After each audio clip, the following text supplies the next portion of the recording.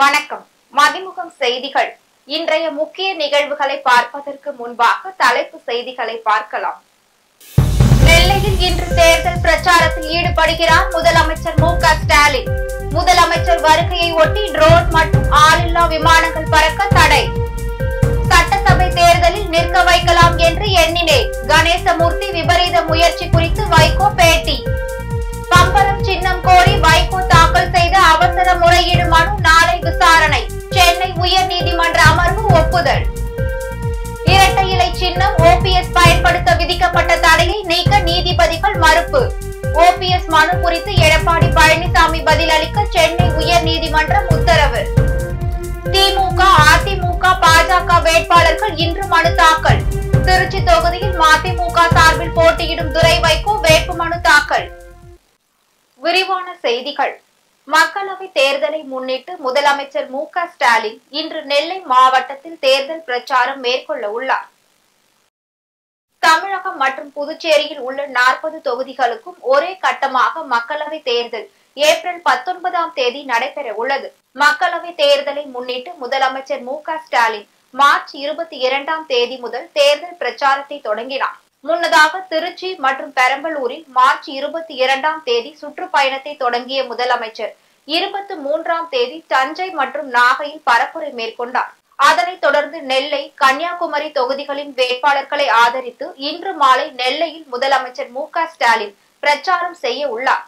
இந்த 2 தொகுதிகளும் கூட்டணி கட்சியான காங்கிரசுக்கு ஒதுக்கப்பட்டுள்ள நிலையில் நாங்குநேரி சுங்கச்சாவடி அருகே ஏற்பாடு செய்யப்பட்டுள்ள திறந்தவெளி மேடையில் வைத்து 2 தொகுதிகளுக்கான வேட்பாளர்களையும் அறிமுகம் செய்து வைத்து முதலமைச்சர் மு.க. ஸ்டாலின் வாக்கு சேகரிக்கிறார். முதலமைச்சர் வருகையை ஒட்டி நெல்லை பகுதிகளில் ட்ரோன் மற்றும் ஆளில்லா விமானங்கள் பறக்கவிட நெல்லை மாநகர காவல்துறை ஆணையாளர் மூர்த்தி தடை விதித்து உத்தரவிட்டுள்ளார். ஈரோடு மக்களவை உறுப்பினர் கணேசமூர்த்தி தேர்தலில் வாய்ப்பு வழங்கப்படாததால் சோகத்தில் தென்னை மரத்திற்கு தெளிக்கும் நஞ்சை கரைத்து குடித்துள்ளார் என மருத்துவமனையில் சந்தித்த பின் மதிமுக பொதுச் செயலாளரும் மாநிலங்களவை உறுப்பினருமான வைகோ தெரிவித்துள்ளார். கோவை தனியார் மருத்துவமனையில் அனுமதிக்கப்பட்டுள்ள ஈரோடு மக்களவை உறுப்பினர் கணேசமூர்த்தியின் உடல்நலம் குறித்து மதிமுக பொதுச் செயலாளர் வைகோ, முதன்மை செயலாளர் துரை வைகோ உள்ளிட்ட மதிமுக நிர்வாகிகள் மருத்துவர்களை சந்தித்து கேட்டறிந்தனர். அதன் பின்னர் செய்தியாளர்களுக்கு பேட்டியளித்த வைகோ, தேர்தலில் வாய்ப்பு வழங்கப்படாததால் கணேசமூர்த்தி சோகத்தில் தென்னை மரத்திற்கு தெளிக்கும் நஞ்சை கரைத்து குடித்துள்ளதாக வேதனை தெரிவித்தார். கட்சியிலே எல்லோரும் சேர்ந்து துரை வைகோவை அனுப்ப வேண்டும், கணேசமூர்த்திக்கு அடுத்த சான்ஸ் பார்ப்போம். நான் ஒத்துக்கிடல.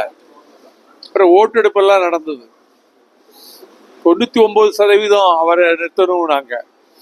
கணேசமூர்த்தி வேண்டான்னு இல்ல, 2 சீட்டு வாங்குங்க, 1 சீட்டு அவனுக்கு கொடுங்க, 1 சீட்டு கணேசமூர்த்தி கொடுங்க அப்படின்னாங்க. அது மாதிரியே செய்யலாம் அப்படின்னு சொன்னேன். அதன் பிறகு நான் என்ன நினைச்சேன்னா, அப்படியே வாய்ப்பு இல்லாமல் போனாலும் சட்டசபை தேர்தல் 1 வருஷத்துல வருது. ஒரு நல்ல தொகுதியில பார்த்து அவரை எம்எல்ஏ ஆக்கி விட்டுட்டு அதுக்கு பிறகு அதை விட பெரிய பதவி ஏதாவது தளபதி ஸ்டாலின் சொல்லி வாங்கி கொடுக்க முடியுமான்னு பார்ப்போம். சட்டமன்ற தேர்தல் வரும்போது அது காயமெல்லாம் ஆறிடும். ஆனா அவர் நல்லா பேசினார். இதற்கு பிறகும் ரொம்ப பிரியமா தான் பேசினாரு. வீட்டுல மகங்கிட்டையும் கொஞ்சம் கூட எதையும் காட்டிக்கலையா. அதன் பின்னர் செய்தியாளர்களிடம் பேசிய துரை வைகோ, மக்களவை உறுப்பினர் கணேசமூர்த்தி உடல் நலமின்றி அவசர சிகிச்சை பிரிவில் அனுமதிக்கப்பட்டுள்ளார் எனவும் அனைவரும் நம்பிக்கையுடன் இருப்பதாக தெரிவித்தார். மேலும் அவர் எதற்காக இந்த முடிவை எடுத்தார் என தெரியவில்லை என்றார். கணேசமூர்த்தி அவர்கள் உடல்நலமின்றி அவசர சிகிச்சை பிரிவில் இன்டென்சிவ் கேர் யூனிட்ல அட்மிட் பண்ணிருக்காங்க. கொஞ்சம் கிரிட்டிக்கலாக தான் இருக்கிறாங்க. டாக்டர்ஸ் கிட்ட கிட்ட நாங்கள் பேசணும். அட்மிட் இங்கே ஹாஸ்பிட்டல் வரும்போது என்ன நிலைமையில இருந்தார், இப்போ ஸ்டேபிளாக இருக்கிறது. பட் அந்த எக்மோ இதயத்துக்கு சம்பந்தமான அந்த ப்ரொசீஜர் பண்ணியிருக்கிறாங்க.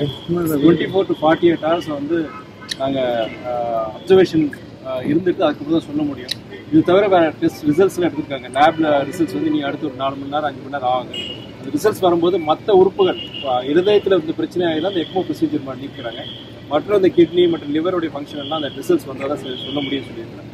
நம்பிக்கையோடு இருக்கிறோம். பம்பரம் சின்னம் ஒதுக்க தேர்தல் ஆணையத்திற்கு உத்தரவிட கோரி மதிமுக பொதுச் செயலாளர் வைகோ தாக்கல் செய்த அவசர முறையீடு மனு நாளை விசாரிக்கப்படும் என்று சென்னை உயர்நீதிமன்றம் தெரிவித்துள்ளது. மக்களவை தேர்தலில் மதிமுகவிற்கு பம்பரம் சின்னத்தை ஒதுக்க தேர்தல் ஆணையத்துக்கு உத்தரவிட கோரி சென்னை உயர்நீதிமன்றத்தில் மதிமுக பொதுச் செயலாளர் வைகோ வழக்கு தொடர்ந்தார். கடந்த 2006ஆம் ஆண்டு நடந்த சட்டமன்ற தேர்தலில் 5.98% வாக்குகள் பெற்றுள்ளதாக கூறி மதிமுக கட்சியின் அங்கீகாரத்தை தேர்தல் ஆணையம் ரத்து செய்தது. அதன்பின் கடந்த 2014ஆம் ஆண்டு நடந்த மக்களவை தேர்தலில் பம்பரம் சின்னம் ஒதுக்கப்பட்டது. இந்நிலையில் மக்களவை தேர்தலிலும் பம்பரம் சின்னம் ஒதுக்க வேண்டும் என்ற கோரிக்கையுடன் தேர்தல் ஆணையத்திற்கு மதிமுக மனு அனுப்பியது. பம்பரம் சின்னம் பொது சின்னம் இல்லை என்பதாலும் வேறு எந்த கட்சியும் அந்த சின்னத்தை கோரவில்லை என்பதாலும் மக்களவை தேர்தல் அறிவிப்பு எந்த நேரத்திலும் வெளியாகலாம் என்பதாலும் தங்கள் மனுவை பரிசீலித்து பம்பர சின்னம் ஒதுக்க தேர்தல் ஆணையத்திற்கு உத்தரவிட வேண்டும் என்று வைகோ தனது மனுவில் கோரிக்கை விடுத்தார்.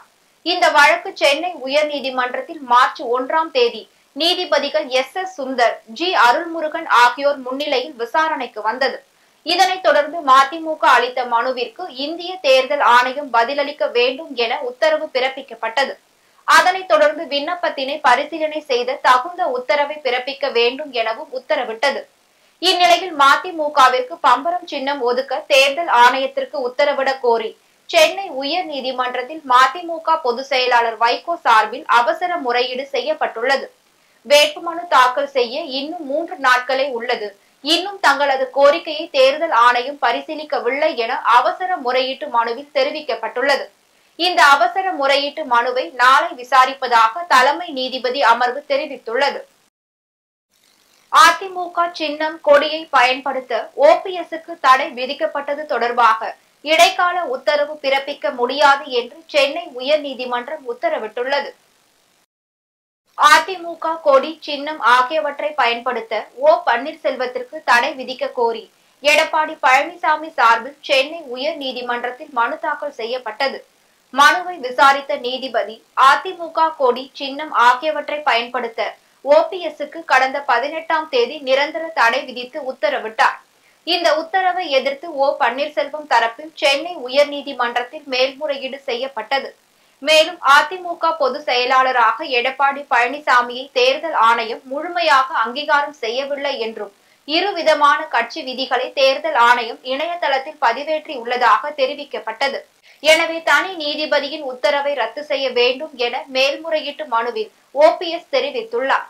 இந்த மனு நீதிபதிகள் R. சுப்பிரமணியன், R. சக்திவேல் அமர்வில் இன்று விசாரணைக்கு வந்தபோது அதிமுகவின் பெயர், கொடி, சின்னம் ஆகியவற்றை பயன்படுத்த தடை விதித்த தனி நீதிபதியின் உத்தரவுக்கு எந்த இடைக்கால உத்தரவும் பிறப்பிக்க முடியாது என்று நீதிபதிகள் உத்தரவிட்டனர். மேலும் இந்த மேல்முறையீட்டு வழக்கை ஜூன் 10ஆம் தேதிக்கு ஒத்திவைத்த நீதிபதிகள் இரட்டை இலை சின்னத்தை தரக்கோரி தேர்தல் ஆணையத்தை OPS அணுக எந்த தடையும் இல்லை எனவும் தெரிவித்தனர். அதிமுகவின் பெயர், கொடி, சின்னம், லெட்டர் பேட் ஆகியவற்றை பயன்படுத்த தடை விதிக்கப்பட்டதை எதிர்த்து பன்னீர்செல்வம் தொடர்ந்த வழக்கில் எடப்பாடி பழனிசாமி பதிலளிக்க வேண்டும் என நீதிபதிகள் உத்தரவிட்டுள்ளனர். திமுக, அதிமுக, பாஜக உள்ளிட்ட முக்கிய கட்சிகளின் வேட்பாளர்கள் இன்று வேட்புமனு தாக்கல் செய்தனர். தமிழகத்தில் மக்களவை தேர்தல் வாக்குப்பதிவு ஏப்ரல் 19ஆம் தேதி நடைபெறுகிறது. தேர்தலில் போட்டியிட வேட்புமனு தாக்கல் 20ஆம் தேதி தொடங்கிய நிலையில் வேட்புமனு தாக்கல் செய்ய 27ஆம் தேதி கடைசி நாள் என தெரிவிக்கப்பட்டுள்ளது.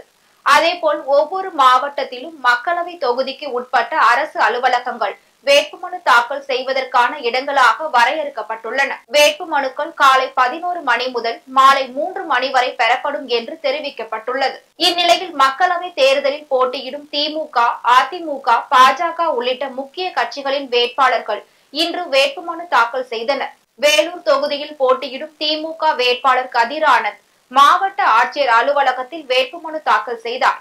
அதேபோல் ஸ்ரீபெரும்புதூர் தொகுதியில் போட்டியிடும் திமுக பொருளாளர் TR பாலு தேர்தல் நடத்தும் அலுவலரிடம் வேட்புமனு தாக்கல் செய்தார்.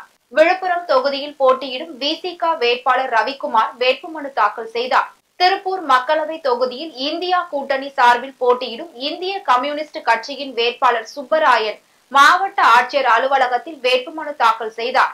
அப்போது செய்தித்துறை அமைச்சர் சாமிநாதன், திமுக தெற்கு மாவட்ட செயலாளர் செல்வராஜ் உள்ளிட்டோர் உடன் இருந்தனர்.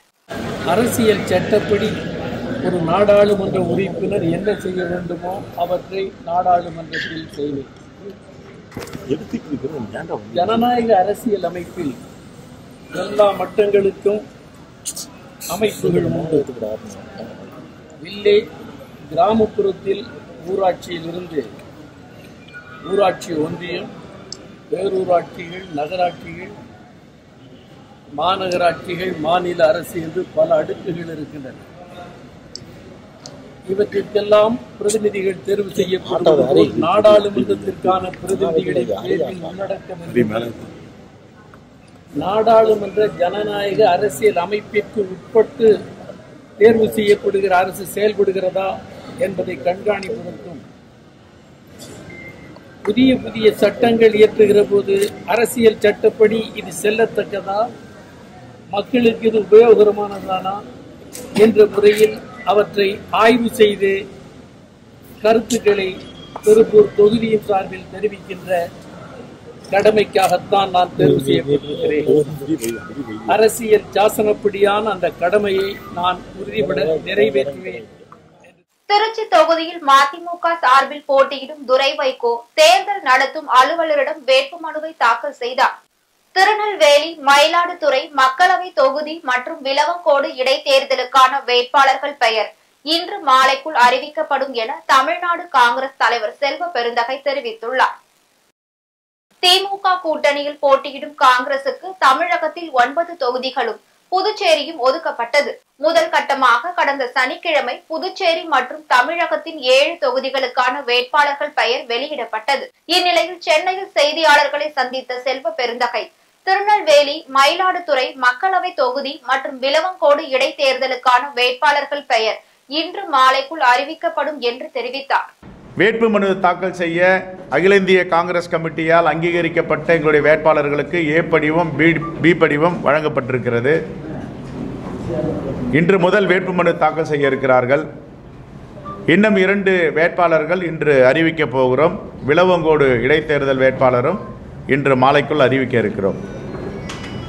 இன்று பத்திரிகையாளருடைய முக்கிய சந்திப்பு. பாஜக அரசால் எங்களுடைய நிதி ஏறக்குறைய 285 கோடி திருடப்பட்டிருக்கிறது. மோடி அவர்கள் காங்கிரஸ் பேரியக்கத்தையும் ஜனநாயகத்திற்காக குரல் கொடுக்கின்ற கட்சிகளையும் தொடர்ந்து ஒடுக்கி வருகிறார் என்பதற்கு பல முன்னுதாரணங்கள் இருக்கின்றன. தமிழகத்தில் 39 மக்களவை தொகுதிகளிலும் திமுக கூட்டணி வெற்றி பெறும் என அமைச்சர் பொன்முடி தெரிவித்துள்ளார். விழுப்புரத்தில் செய்தியாளர்களை சந்தித்த அமைச்சர் பொன்முடி தமிழகத்தில் 40 மட்டும் இன்றி இந்தியா முழுவதும் 400 தொகுதிகளை கைப்பற்றும் நிலையில் இந்தியா கூட்டணி உள்ளதாக தெரிவித்தார். அதிமுக என்ற கட்சி இருக்கிறதா என்பது சந்தேகமாக உள்ளதாக குறிப்பிட்ட அவர் திமுக தனிபலம் கொண்ட கட்சியாக தமிழகத்தில் உள்ளதாக தெரிவித்தார். அதிமுக 6 அணிகளாக செயல்பட்டு வருவதாக விமர்சித்த அவர் திமுகவை எதிர்ப்பவர்கள் எல்லா இடங்களிலும் டெபாசிட்டை இழப்பார்கள் என்று தெரிவித்தார். அமெரிக்க டாலருக்கு நிகரான இந்திய ரூபாயின் மதிப்பு வீழ்ச்சி அடைந்துள்ளதற்கு காங்கிரஸ் கட்சி கடும் கண்டனம் தெரிவித்துள்ளது. அமெரிக்க டாலருக்கு நிகரான இந்திய ரூபாயின் மதிப்பு வீழ்ச்சி அடைந்துள்ளது குறித்து எழுப்பிய கேள்விக்கு அண்மையில் பதிலளித்த ஒன்றிய நிதியமைச்சர் நிர்மலா சீதாராமன் இந்திய ரூபாயின் மதிப்பு சரியவில்லை என்றும் அமெரிக்க டாலர் மதிப்பு உயர்ந்துள்ளதாக விளக்கம் அளித்துள்ளார். இந்நிலையில் அமெரிக்க டாலருக்கு நிகரான இந்திய ரூபாயின் மதிப்பு கடும் வீழ்ச்சி அடைந்துள்ளதற்கு காங்கிரஸ் கட்சி கடும் கண்டனங்களை தெரிவித்துள்ளது. இது குறித்து காங்கிரஸ் பொதுச் செயலாளர் ஜெயராம் ரமேஷ் வெளியிட்டுள்ள எக்ஸ் பதிவில் அமெரிக்க டாலருக்கு நிகரான இந்திய ரூபாயின் மதிப்பு கடும் வீழ்ச்சி அடைந்துள்ளதற்கு பிரதமர் மோடி பதிலளிக்க வேண்டும் என பதிவிட்டுள்ளார். ரூபாயின் மதிப்பு வீழ்ச்சி அடைந்ததால் கூடுதலாக 25 ரூபாய் செலுத்த வேண்டிய நிலை உருவாகியுள்ளதாக குறிப்பிட்டுள்ள அவர் இந்தியாவின் கச்சா எண்ணெய் தேவை 80% இறக்குமதி மூலமே நிறைவு செய்யப்படுவதாக குறிப்பிட்டுள்ளார். ஹோலி பண்டிகையை முன்னிட்டு குடியரசுத் தலைவர் திரௌபதி முர்மு, பிரதமர் மோடி உள்ளிட்ட தலைவர்கள் வாழ்த்து தெரிவித்துள்ளனர். நாடு முழுவதும் இன்று ஹோலி பண்டிகை சிறப்பாக கொண்டாடப்பட்டு வருகிறது. இதை முன்னிட்டு வடமாநிலத்தை சேர்ந்த மக்கள் வண்ண பொடிகளை தூவி ஹோலி பண்டிகையை கொண்டாடி வருகின்றனர். சென்னை சவுகார்பேட்டையில் ஹோலி கொண்டாட்டம் களை கட்டியுள்ளது. வண்ண பொடிகளை ஒருவர் மீது ஒருவரும் வண்ண பொடி கலந்த நீரை ஒருவர் மீது ஒருவர் தெளித்தும் கொண்டாடி வருகின்றனர். இந்நிலையில் ஹோலி பண்டிகையை முன்னிட்டு குடியரசுத் தலைவர் திரௌபதி முர்மு, பிரதமர் மோடி உள்ளிட்ட தலைவர்கள் வாழ்த்துக்கள் தெரிவித்துள்ளனர். குடியரசுத் தலைவர் திரௌபதி முர்மு வெளியிட்டுள்ள வாழ்த்து செய்தியில் நாட்டு மக்களுக்கு ஹோலி திருநாள் வாழ்த்துக்கள் என பதிவிட்டுள்ளார்.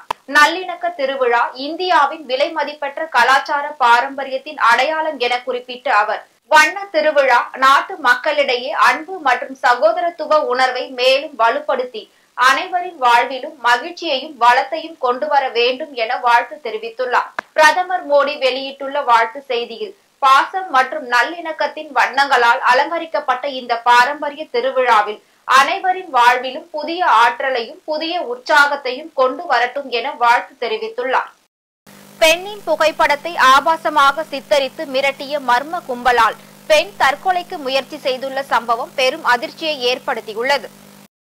தூத்துக்குடி மாவட்டம் கோவில்பட்டியை சேர்ந்த பெண் ஒருவர் கடந்த சில தினங்களுக்கு முன்பு ஆன்லைன் செயலி மூலம் 7000 ரூபாயை கடனாக பெற்றுள்ளார். அதன் பின் கடந்த 20ஆம் தேதி 12,500 ரூபாயை வட்டியுடன் திருப்பி செலுத்தியுள்ளார். ஆனால் கடனை முழுமையாக கட்டவில்லை என கூறி அந்நிறுவனத்தில் இருந்து தொடர்ந்து அந்த பெண்ணுக்கு பணத்தை கேட்டு நெருக்கடி செய்துள்ளனர். மேலும் கேட்ட பணத்தை கொடுக்கவில்லை என்றால் உங்களின் புகைப்படத்தை ஆபாசமாக சித்தரித்து இணையதளத்தில் வெளியிட்டு விடுவோம் எனவும் மிரட்டியுள்ளனர். இதனால் அச்சம் அடைந்த அந்த பெண் அவர்கள் கேட்ட பணத்தை கொடுத்துள்ளார். இருந்த போதிலும் மீண்டும் பணம் செலுத்த வலியுறுத்தி மிரட்டல் வந்ததால் மனமுடைந்த அந்த பெண் தற்கொலைக்கு முயற்சி செய்த போது பெண்ணின் உறவினர்கள் அவரை மீட்டு மருத்துவமனையில் அனுமதித்தனர். இந்த சம்பவம் குறித்து காவல் நிலையத்தில் அளித்த புகாரின் பேரில் காவல்துறையினர் வழக்கு பதிவு செய்து விசாரணை மேற்கொண்டு வருகின்றனர். லோன் மூலமா ஒரு ஆப் மூலமா ஒரு லோன் அப்ளிகேஷன் ஓபன் பண்ணேன்.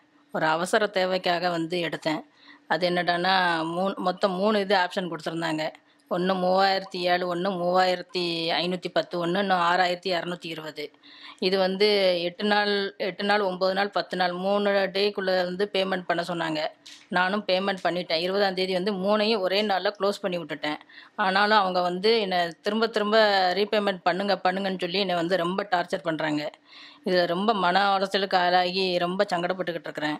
இதில் உங்கள் புகைப்படத்தை தவறாக சித்தரித்து எல்லாத்துக்கும் அனுப்புவோம். அவங்க கான்டாக்டில் இருக்கிற யாருக்கெல்லாம் எத்தனை பேர் வச்சுருக்கீங்களோ அத்தனை பேருக்கு நாங்கள் ஃபோன் போட்டு உங்களை இது பண்ணுவோம் வைப்போம் அப்படின்னு சொல்லி ரொம்ப மென்டல் டார்ச்சர் பண்ணுறாங்க.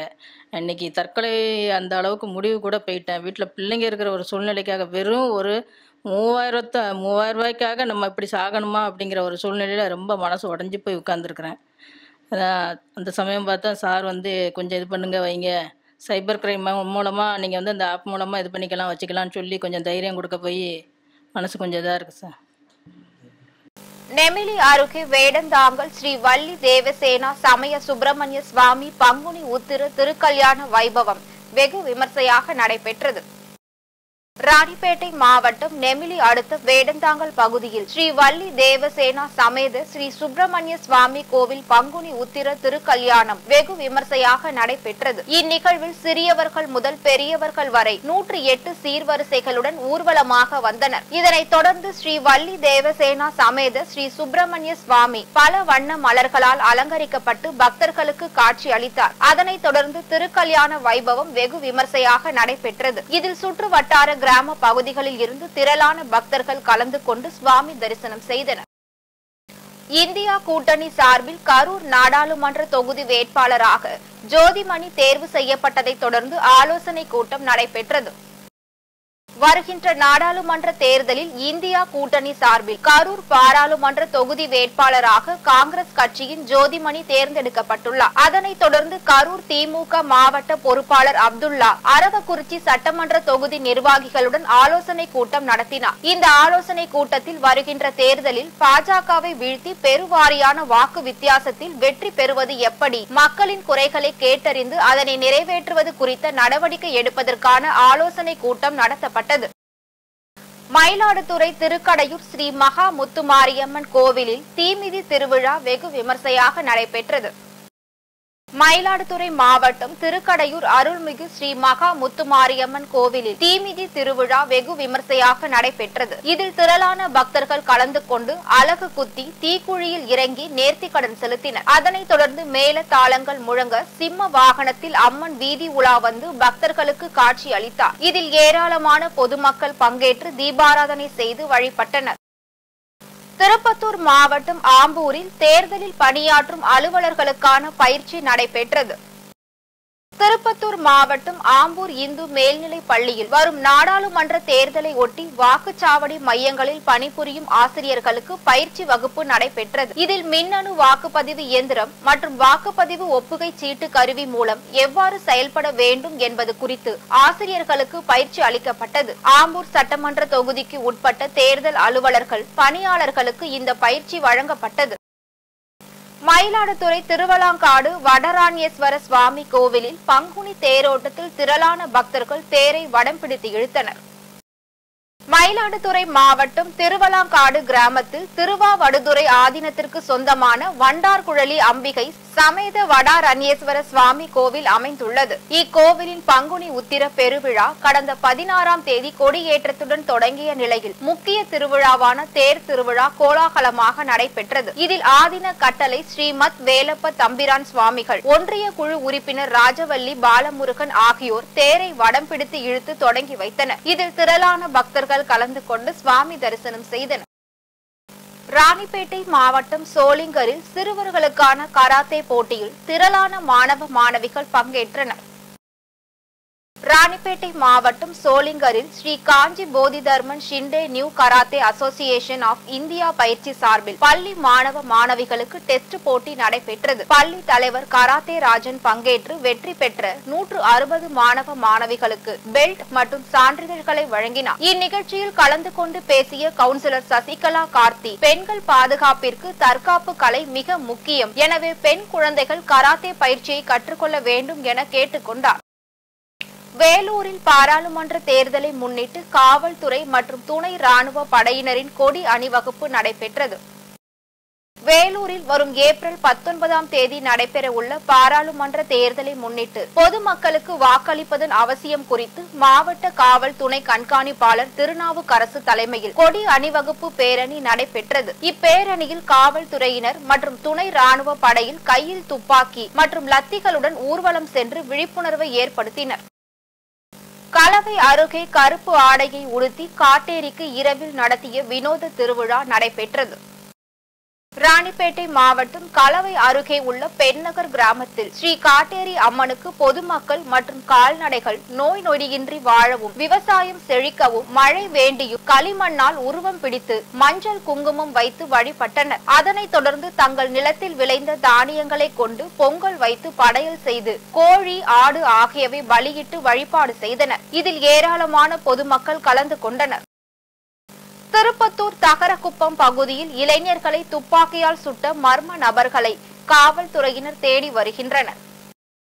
திருப்பத்தூர் மாவட்டம் தகரக்குப்பம் பகுதியை சேர்ந்த அருணகிரி மற்றும் கோபி இருவரையும் மர்ம நபர்கள் துப்பாக்கியால் சுட்டுள்ளனர். இவர்களின் அலறல் சத்தம் கேட்டு அங்கு வந்த உறவினர்கள் அவர்களை மீட்டு சேலம் அரசு மருத்துவமனையில் அனுமதித்தனர். தகவல் அறிந்து சம்பவ இடத்திற்கு விரைந்து சென்ற காவல்துறையினர் இளைஞர்களை துப்பாக்கியால் சுட்ட மர்ம நபர்கள் குறித்து விசாரணை மேற்கொண்டு வருகின்றனர். இந்த சம்பவம் அப்பகுதியில் பெரும் பரபரப்பை ஏற்படுத்தியுள்ளது. இன்றைய தங்கம் வெள்ளி விலை வழங்குவோர் அட்டிகா கோல்ட் கம்பெனி. சென்னையில் 22 கேரட் ஆபரண தங்கத்தின் விலை கிராமிற்கு 20 ரூபாய் உயர்ந்து 1 கிராம் தங்கத்தின் விலை 6205 ரூபாய்க்கு விற்பனை செய்யப்படுகிறது. மேலும் சவரனுக்கு 160 ரூபாய் உயர்ந்து 1 சவரன் 49,640 ரூபாய்க்கு விற்பனை செய்யப்படுகிறது. அதேபோல் வெள்ளியின் விலையும் கிராமிற்கு 30 காசுகள் உயர்ந்து 1 கிராம் வெள்ளியின் விலை 80 ரூபாய் 80 காசுகளுக்கும் 1 கிலோ வெள்ளியின் விலை 80,800 ரூபாய்க்கும் விற்பனை செய்யப்படுகிறது. ரஷ்யாவில் IS பயங்கரவாதிகள் தாக்குதலில் உயிரிழந்தவர்களுக்கு அதிபர் புதின் மெழுகுவர்த்தி ஏந்தி அஞ்சலி செலுத்தினார். ரஷ்யாவின் தலைநகர் மாஸ்கோவில் நடைபெற்ற இசை நிகழ்ச்சியில் கூடியிருந்தவர்களை நோக்கி IS பயங்கரவாதிகள் துப்பாக்கிச் சூடு மற்றும் வெடிகுண்டுகளால் தாக்குதல் நடத்தினர். இந்த பயங்கர தாக்குதலில் 140 பேர் உயிரிழந்தனர், 182 பேர் படுகாயமடைந்தனர். ரஷ்யாவில் சில நாட்களுக்கு முன் நடந்த தேர்தலில் புதின் வெற்றி பெற்று அதிபரான நிலையில் இந்த பயங்கரவாத தாக்குதல் அதிர்ச்சியை ஏற்படுத்தியுள்ளது. இந்த பயங்கரவாத தாக்குதலை அடுத்து ரஷ்யாவில் நாள் முழுவதும் அரைக்கம்பத்தில் தேசிய கொடி பறக்கும்படி அதிபர் புதின் உத்தரவிட்டார். இந்நிலையில் உயிரிழந்தவர்களுக்கு அஞ்சலி செலுத்தும் வகையில் புதின் வீட்டில் இருந்த கிறிஸ்தவ ஆலயத்தில் மெழுகுவர்த்தி ஏற்றினார். மீண்டும் தலைப்புச் செய்திகள். நெல்லையில் இன்று தேர்தல் பிரச்சாரத்தில் ஈடுபடுகிறார் முதலமைச்சர் MK ஸ்டாலின். முதலமைச்சர் வருகையை ஒட்டி ட்ரோன் மற்றும் ஆளில்லா விமானங்கள் பறக்க தடை. சட்டசபை தேர்தலில் நிற்க வைக்கலாம் என்று எண்ணினேன். கணேசமூர்த்தி விபரீத முயற்சி குறித்து வைகோ பேட்டி. பம்பரம் சின்னம் கோரி வைகோ தாக்கல் செய்த அவசர முறையீடு மனு நாளை விசாரணை. சென்னை உயர்நீதிமன்ற அமர்வு ஒப்புதல். இரட்டை இலை சின்னம் OPS பயன்படுத்த விதிக்கப்பட்ட தடையை நீக்க நீதிபதிகள் மறுப்பு. OPS மனு குறித்து எடப்பாடி பழனிசாமி பதிலளிக்க சென்னை உயர்நீதிமன்றம் உத்தரவு. திமுக, அதிமுக, பாஜக வேட்பாளர்கள் இன்று மனு தாக்கல். திருச்சி தொகுதியில் மதிமுக சார்பில் போட்டியிடும் துரை வைகோ வேட்புமனு தாக்கல். இத்துடன் செய்திகள் நிறைவடைந்தன. மீண்டும் செய்திகள் இரவு 8 மணிக்கு. மேலும் செய்திகளை தெரிந்து கொள்ள மதிமுகம் பிரைம் யூடியூப் தளத்தில் இணைந்திருங்கள்.